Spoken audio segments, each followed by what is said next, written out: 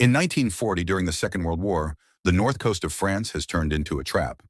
More than 400,000 British and French soldiers are stuck in a small port town called Dunkirk. Behind them, German forces are closing in without mercy. They are surrounded from every direction, with no way out, no real protection, just a stretch of sand in the open sea in front of them, and one fragile hope to get home. In the middle of this chaos, 6 British soldiers move carefully through a row of empty houses. They are not looking for enemies, they are looking for water, food, anything that might keep them alive a little longer. From above, leaflets begin to fall from the sky. A clear message floats down to them. They are surrounded. There is no escape. Then gunfire suddenly erupts. The quiet street turns into a killing zone. The soldiers run for their lives, but within seconds, 5 of them are cut down. Only one survives, a young soldier named Tommy. He does not look back.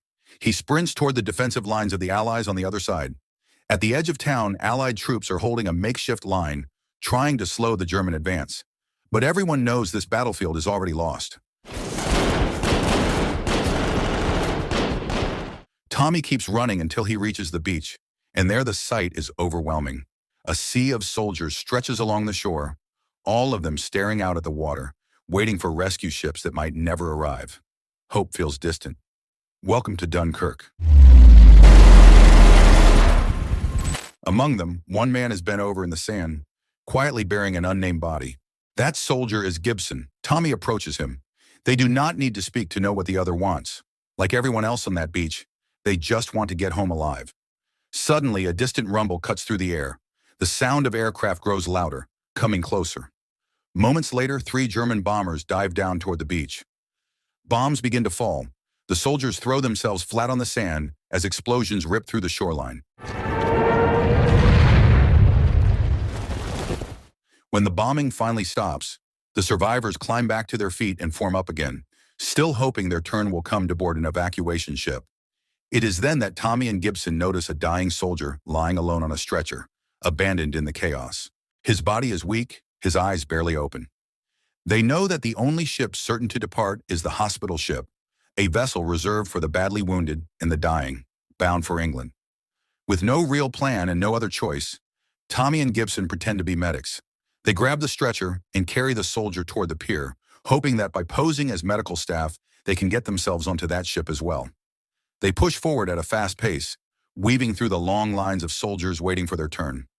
Every step is heavy, but with the stretcher in their hands, they are allowed to pass many of the men who have been standing and waiting. At last they reach the pier. The hospital ship looms beside it, a rare chance at survival. But the rules of war here are cold and unforgiving. Only the wounded are allowed on board.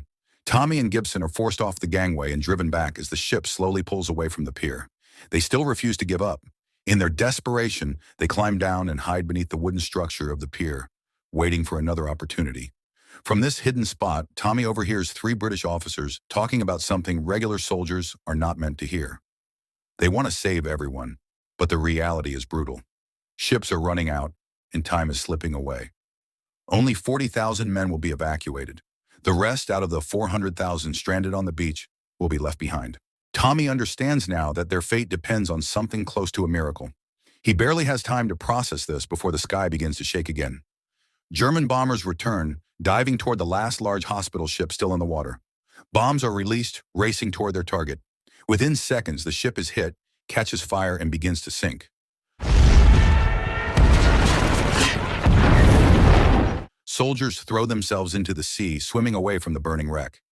In the middle of this chaos, Tommy spots a soldier from the Highlanders Regiment, struggling for his life. His name is Alex, and Tommy moves in to help him stay afloat. From a distance, Admiral Bolton stands on the pier, watching the only remaining hospital ship sink beneath the waves. With every loss, the chances of getting his men home grow smaller. But there is no time to mourn. The only order that matters now is saving whoever is still alive. When another rescue attempt begins, Tommy and Gibson blend in with a group of survivors from the destroyed ship, pretending to be among them. The plan works. A rescue boat arrives and pulls them aboard a second medical vessel. For the first time in a long while, they finally feel safe. Inside the ship, they receive food and water. Exhaustion gives way to a brief moment of relief, but Gibson cannot relax. He keeps staring out toward the sea as if he knows danger's coming. And he is right. Moments later, a torpedo from a German submarine strikes the ship. The explosion tears through the hull. Chaos erupts instantly. Seawater floods the rooms and quarters. The ship tilts as metal screeches and frightened soldiers scramble to escape. In the middle of it all, Gibson fights to open an emergency exit, trying to clear a path for anyone who can make it out. Tommy and Gibson jump into the freezing water and swim with everything they have toward a lifeboat. But when they reach it, there is no space left. Not even enough room for one more desperate soul. Back on the Dunkirk pier, Bolton stands still, facing a harsh truth. No more warships will be coming. The British government has pulled the fleet back to defend the homeland. Instead, the Navy has begun taking civilian vessels. Fishing boats, tourist boats, private yachts, anything that floats, all will be used to rescue the trapped soldiers.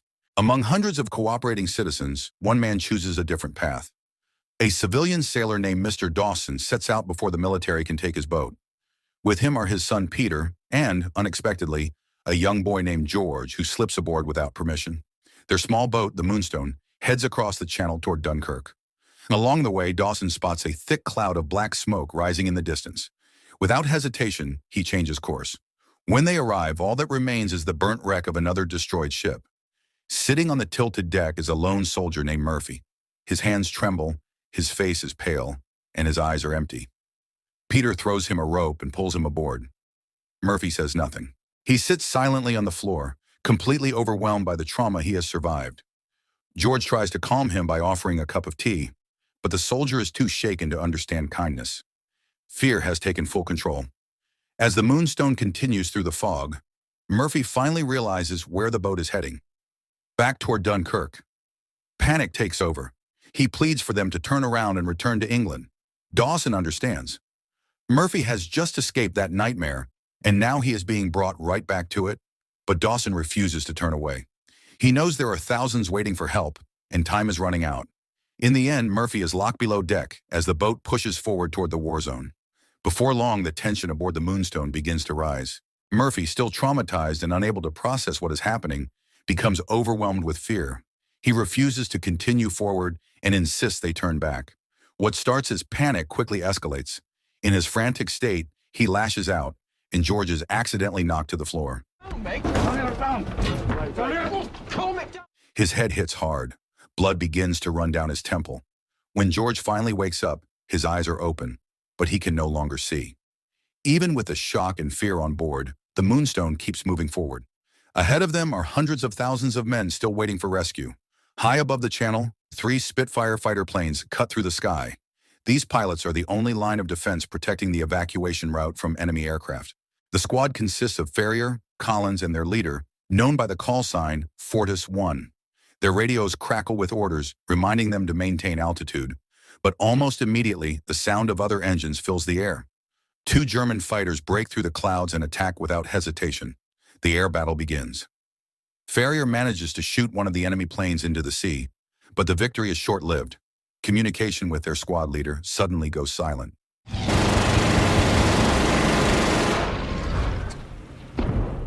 No answer, no signal. Ferrier and Collins head toward his last known position, but all they find is smoke and scattered debris floating on the surface. There is no sign of survival. There is no time to stop, no time to grieve. The mission continues. Despite his damaged fuel gauge, Ferrier pushes forward toward Dunkirk. With their leader gone, Ferrier assumes command. He knows the risk. His fuel is low, and there is no guarantee he will make it home. Soon, their instruments detect more incoming enemy aircraft. 3 German bombers head straight toward the Allied ships gathered near the beach. Ferrier and Collins chase after them. Not far below, Dawson's small civilian boat sails directly under the dogfight unfolding above. Explosions echo across the sky. Tracer rounds streak past. 1 German bomber goes down in flames, crashing into the sea. But the Spitfires are not unscathed. Collins' plane is hit by enemy fire. His engine fails and he is forced to ditch his aircraft in the water. From above, Ferrier gives one final gesture from his cockpit before turning his plane to continue the mission alone. Meanwhile, down below, Dawson steers the Moonstone toward Collins' sinking aircraft. They manage to pull him from the wreckage just in time. As time passes, Tommy, Gibson, and Alex find themselves back where everything started, on the beaches of Dunkirk. After everything they have tried, all the hiding, all the running, it feels like nothing has changed. They are still trapped. Around them, exhausted soldiers sit in silence, staring out toward the horizon. The fear, the waiting, and the constant uncertainty are taking a toll. Some have reached the breaking point, unable to endure the endless terror any longer. Yet even in the middle of despair, there is still a trace of determination to survive and make it home. The three join another group of soldiers. In the distance, a grounded ship rests between the tides, looking like a final chance. They climb aboard and hide below deck, hoping the rising water will eventually float the ship back out to sea. For a moment, everything is quiet. They wait in the dark, praying no one discovers them. But the calm does not last. Footsteps echo across the deck. Instinctively, the soldiers aim their weapons, expecting the worst. Instead, they find a Dutch fisherman, the owner of the stranded ship, who has returned to help. Before anyone can process that, gunfire erupts from outside. The Germans are using the ship for target practice. Bullets tear through the steel walls. The soldiers freeze, knowing any movement could draw attention, but water begins pouring in. The longer they stay silent, the more the ship fills, and panic spreads quickly. Someone tries to plug the hole, but in an instant, he is hit. Fear takes over. In desperation, Alex suggests pushing someone overboard to lighten the ship, and he targets Gibson. He accuses him of being a German spy simply because he rarely speaks and does not communicate in English. Tommy fights the idea, reminding everyone that Gibson saved their lives back on the first sinking ship. The tension grows until Gibson finally speaks. He is not a spy. He is a French soldier who took the uniform of a fallen British soldier, hoping he would have a chance to evacuate with them. He just wanted to go home. But even after confessing, doubt and fear continue to hang over the group. From the pier, Commander Bolton watches the chaos unfold. He sees the grounded ship under fire, with Tommy and Gibson still trapped inside. But something else begins to appear on the horizon. Small boats, dozens of them, then hundreds. Fishing boats, pleasure boats, lifeboats, all coming from Britain. They are not soldiers. They are civilians answering a call for help. As the tide finally lifts the damaged ship, it begins moving away from the beach. The soldiers try to stop the flooding using whatever they can find, cloth, hands, anything. But their efforts are not enough. The ship starts to sink. One by one, soldiers jump into the water, scrambling to survive. In the chaos, Gibson becomes caught in a chain. He struggles, kicks, and fights, but he cannot break free. The water closes over him. Tommy swims toward a British destroyer nearby, the closest hope he has left. But before he reaches it, the sound returns. German bombers sweep in overhead, dropping their payload and striking the ships filled with survivors. Not far from the sinking ships, Dawson's small boat reaches the scene. A massive explosion shakes the water, spilling fuel across the surface that quickly catches fire. The soldiers who survived the bombing now find themselves trapped between the flames and open sea. Without hesitation, Dawson and Peter pull survivors from the water, doing everything they can to save whoever is still breathing. Among the men they rescue are Tommy and Alex, exhausted and barely conscious.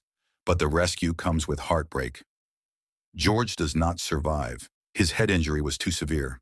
Up above, the battle in the sky is reaching its final moments. Ferrier is still fighting. His fuel gauge is nearly empty, but he continues circling above Dunkirk, protecting the shoreline. He dives again and manages to shoot down another German aircraft, heading toward the crowded pier. After that final hit, the sky falls quiet. With no fuel left, Ferrier glides over the beach. Below him, thousands of soldiers watch in awe. After everything that has happened, the sight gives them hope. As he passes overhead, the troops cheer. Ferrier brings his plane down beyond Allied lines. He climbs out, takes one last look at his aircraft, and sets it on fire. He will not let it fall into enemy hands. Moments later, German soldiers take him prisoner. Back on the pier, Commander Bolton stands firm as the last British evacuation ship pulls away from Dunkirk. Against all odds, nearly 300,000 soldiers have been rescued, 10 times more than anyone thought possible. But Bolton is not leaving yet. He stays behind to ensure French troops still waiting will also have a way home. When the surviving soldiers finally reach England, they climb aboard trains heading toward their hometowns. Their faces are tired. Their expressions are distant, burdened by trauma, fear, and guilt. Many wonder what awaits them. Will people see them as cowards who fled the battlefield, or as men who survived the impossible? But as the train pulls into the station, the answer becomes clear. Crowds are waiting, people cheer, applaud, shake their hands and embrace them. Not because they won a battle, but because they made it home. So the moral of the story is sometimes survival hurts more than death. And even when you make it home, a part of you never really does.